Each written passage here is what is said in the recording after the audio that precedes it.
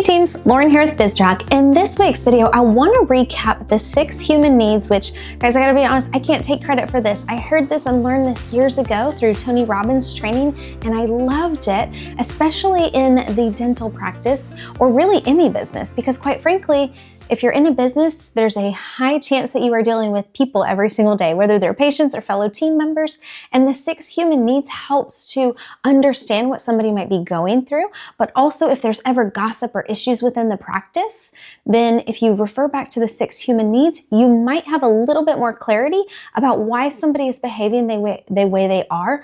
But also from an internal standpoint, it allows you to kind of analyze and say, you know, maybe I am missing something in my life, and how do I fix it? How do I get to that next level? So if you've got your Bizrok journal in front of you, I want you to write these down. There's 6 total. And guys, these go in order. So you can't get to level 2 until you've accomplished level 1. You can't get to level 3 until you've gone through 2 and then 1. Okay, so they build upon each other. And the great thing about the 6 human needs, guys, Tony Robbins has them broken down so that the first 4 are your basic human survival needs, okay? And it is a little different from Maslow's hierarchy, which that's a different topic for a different day, but you can look that up and compare these side to side. What Tony argues is it's not until you get to the 5th and 6th human need that absolute joy and fulfillment in life comes in, which everything at Bizrok, guys, everything that we teach you, train you, and focus on developing you on is trying to get you to that number 5 and number 6 place. So do me a favor if you're writing these down, write them down in order. The very first human need is certainty. Now, certainty is truly our basic human need. Think about feeling certain that you are in a safe, protected environment. Feeling certain that, you know, the roof is not going to fall down upon you. Feeling certain about where your next meal or that you have clean water to drink. We all need to feel safe in our environment, but also we need our basic needs met, right? Nothing in life is more important if you don't know where your next meal is coming from. Everything else becomes less important, right? So the second human need is uncertainty. Why? I don't know. I think God has jokes and we don't like to be bored. And if we ate the same meal every single day, wore the same outfit every single day, hung out with the same people, at some point in time, we might get a little bit bored. And so we need some sort of uncertainty or variety in our life to feel like we have change in our life, right? So change can be a great thing, especially if it's controlled change. The third human need is for significance. Now, if you're taking notes, I want you to star this one. Have you ever had drama in your organization or team members who were constantly putting other people down around them or pointing out flaws of other people? There's a high likelihood that that person who's putting others down is actually struggling internally with themselves and their need to feel significant. See, significance is the need to feel important or wanted. Guys, we all need to feel like we have a purpose in life. We all need to have some sort of importance, or we just matter, right? Now, from a spiritual standpoint, you guys know that we are a Christian-based organization. From a spiritual standpoint, I believe that God made all of us exceptional. I truly believe that. And no matter who you are or what you're going through, I feel like God has a purpose for your life and has made you significant. You just have to see that or go to scripture and read about what God says about you, because that's the truth, right? And so you don't need to put others down, but people who are lacking the need of significance or feeling like they matter, they'll put other people down to create an illusion that they are better than them, which is not true, and it's very sad. But you sometimes see that with internal conflict of team members. And so what you need to do is you need to focus on making sure that person does feel like they matter and feels important so that you can ultimately move them to the 4th level, the 4th human need, which is love and connection. Guys, the need to feel loved and connected to just humanity, to other people, is such a huge need in our world. For those of you that dealt with COVID, or maybe you were laid off from a job or secluded yourself and were no longer with friends and family and loved ones and no longer doing like dinners out and parties and gatherings or even showing up to the office together. Do you remember how depressed people became and how anxious the world became? I would argue it's because there was no it's no form of love and connection. We were no longer building rapport and connecting and being around fellow people. Guys, we need that. If you've ever looked at, which I'm always fascinated by this, but if you've ever looked at the study of babies and infants, a lot of moms know this, but there's this need for touch. And it is an innate need for babies to actually grow and develop.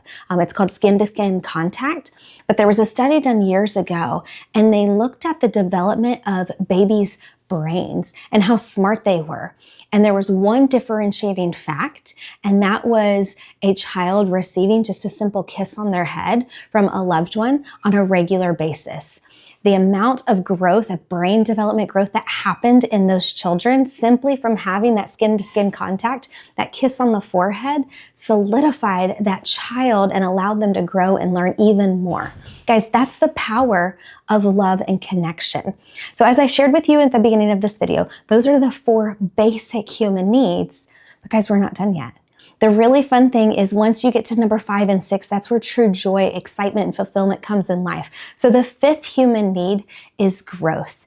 The saying goes, if you're not growing, you're dying, which guys is really depressing to even think about, but we all want to be growing. We all want to have that next level. And here's what I'm going to tell you. If you're watching your video or this video right now and you're like, I don't want to grow, I just want to keep doing the same thing that I'm doing, then I would respectfully and lovingly push back on you and ask you, so does that mean you never want to grow financially?